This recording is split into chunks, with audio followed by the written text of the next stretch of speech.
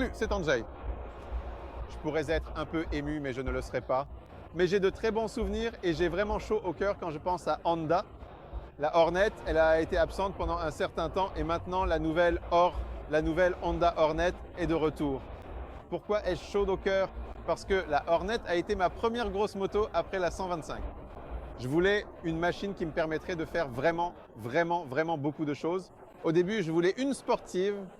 Mon histoire est assez longue en ce qui concerne mon cheminement vers les motos sportives. Compliqué, drôle, tragique, enfin peut-être pas tragique, étrange, mais au final, j'ai fini sur la Hornet et je ne l'ai absolument pas regretté. J'en ai même gardé un souvenir, mon poignet cassé qui le restera à jamais. Mais ça, je vous le raconterai peut-être un jour. Et maintenant, le voici, nouveau Hornet. J'ai vraiment apprécié vos commentaires lorsque j'ai diffusé en direct la première. Il y a eu immédiatement une vague de haine contre cette moto. En général, il est détesté depuis longtemps, depuis tous les teasers, et surtout depuis qu'il a été montré que le moteur est désormais un 2 cylindres. Et écoutez, je me suis un peu calmé maintenant et je serais très reconnaissant si ceux qui veulent le détester ne le détestent pas, mais ceux qui sont intéressés par l'achat de cette moto. Donc, quelqu'un cherche un roadster puissant, mais pas trop puissant, qui se situe dans une fourchette de prix raisonnable, car il coûte 35 900 zlotys. Et ceux-là peuvent critiquer, mais ceux qui, par exemple, ne sont pas intéressés par ce type de moto en ce moment, je vous serais reconnaissant de ne pas gâcher le plaisir de ceux qui finiront par monter sur cette moto et l'aimeront. Je me placerai il y a 20 ans. Combien d'années cela fait-il? Quelques-unes. Et je regarderai cette moto en pensant à ma première grosse moto. Désolé, mais moi, je verrai ça complètement différemment de la façon dont vous le voyez et dont je le vois aujourd'hui.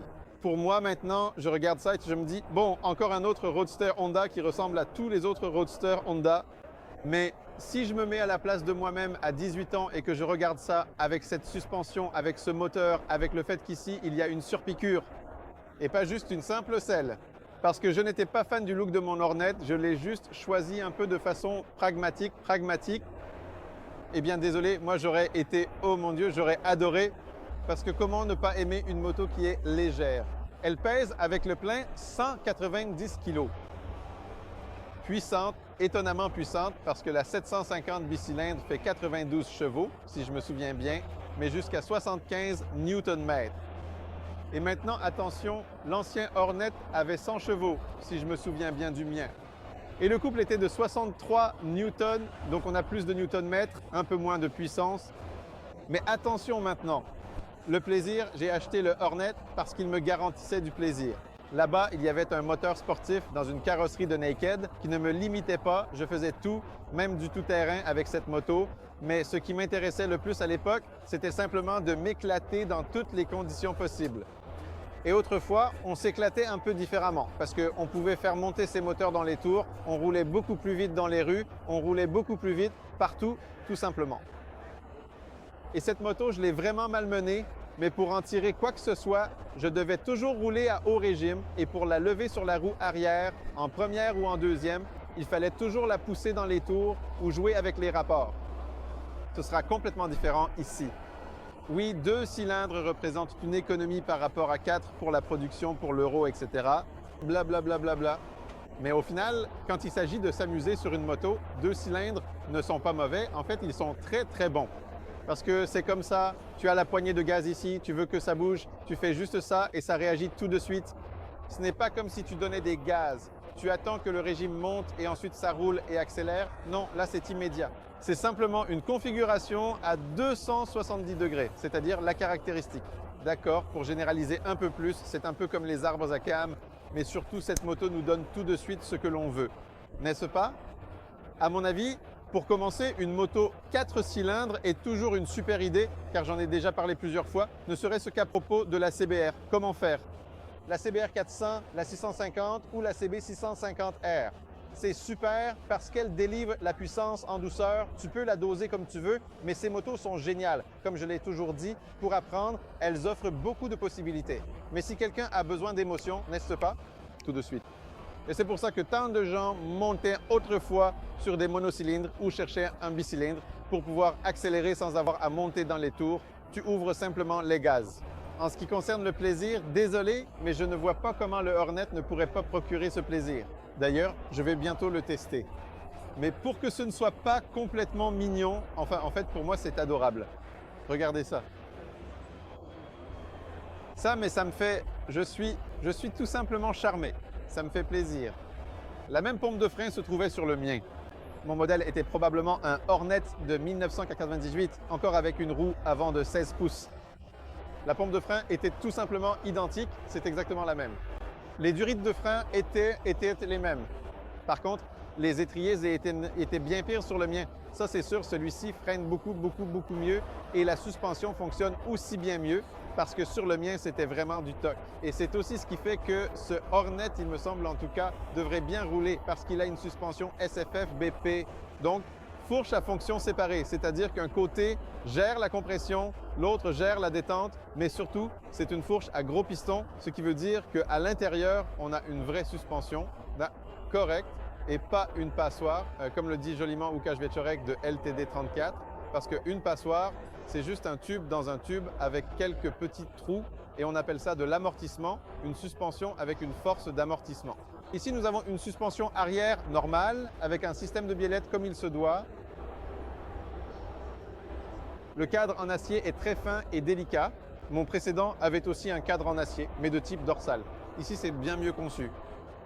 C'est déjà bien pensé et quand on regarde ce cadre, c'est à peu près le concept standard pour les moteurs bicylindres. L'arrière est plutôt original. Le feu arrière, ici aussi on peut en rire un peu parce que le feu arrière vient de la NC750. C'est du genre, oh, qu'est-ce qu'on a en stock ici?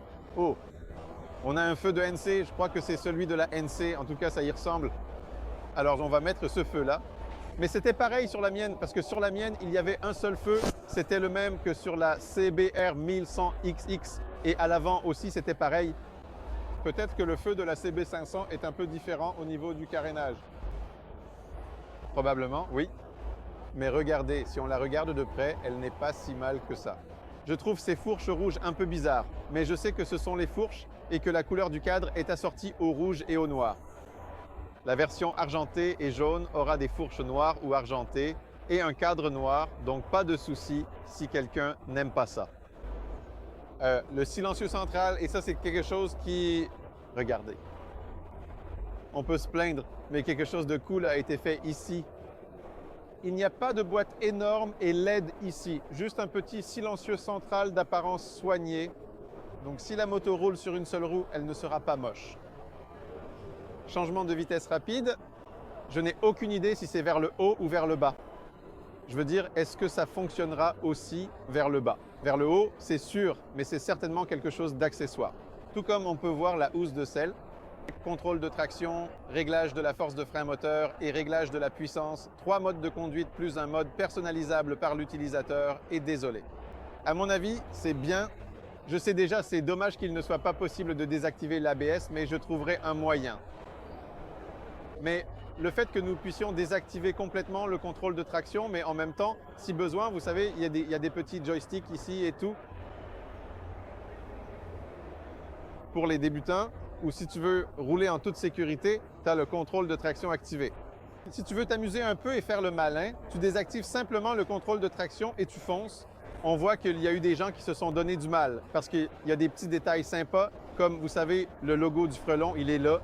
Donc oui, comme je le dis, que ceux qui pensent à ce type de moto critiquent s'ils veulent. Donc ce sont des personnes qui s'intéressent à la MT-07, à la Duke 790-890. Elles cherchent quelque chose de léger, pas cher mais nerveux, qui leur permette d'explorer différents aspects du motocyclisme. Et à ceux qui se plaignent qu'il n'y a que 2 cylindres, je leur conseillerais d'attendre un peu, car le fait qu'il y ait l'annonce d'un nouveau Hornet, oui, c'est un modèle, mais qui sait si ce premier modèle n'en entraînera pas d'autres. J'attendrai un peu. Et pour revenir au sujet, je me réjouis du Hornet parce que c'est une question de caractère. Ce n'est pas le nombre de cylindres qui compte, mais ce que cette moto nous permet de faire et pourquoi elle a été conçue. Et j'aimais mon Hornet, c'est lui qui m'a vraiment appris à conduire. Je roulais avec sur des circuits de karting, je faisais du stunt, je partais en excursion, je faisais absolument tout avec cette moto. Tout. J'aimais mon Hornet plus que tout et je lui ai même pardonné de m'avoir cassé le poignet, même si en réalité ce n'est pas lui qui m'a cassé le poignet, mais moi, l'idiot qui apprenait à faire des stoppies. La suspension de l'ancien était un peu molle et ici, on va voir comment les stoppies vont passer. Donc, les essais presse auront sûrement lieu bientôt. Et si vous voulez connaître mon histoire avec le Hornet, peut-être avec d'autres Honda ou même avec mes motos en général, ce sera avec plaisir. Il faut juste que vous me motiviez un peu pour ça. Il faudrait trouver un slogan. Andrzej Gaz. Andrzej Gaz avec la Honda. Andrzej Gaz avec la Honda. Alors peut-être que là, je n'aime pas trop promettre, mais peut-être que je tournerai une vidéo sur l'histoire de mes motos, de mes Honda. Comment elles m'ont tout simplement appris à rouler, parce que je ne vais pas le cacher, ce sont les motos Honda qui m'ont appris à conduire. Ou plutôt, c'est sur les motos Honda que j'ai appris à conduire.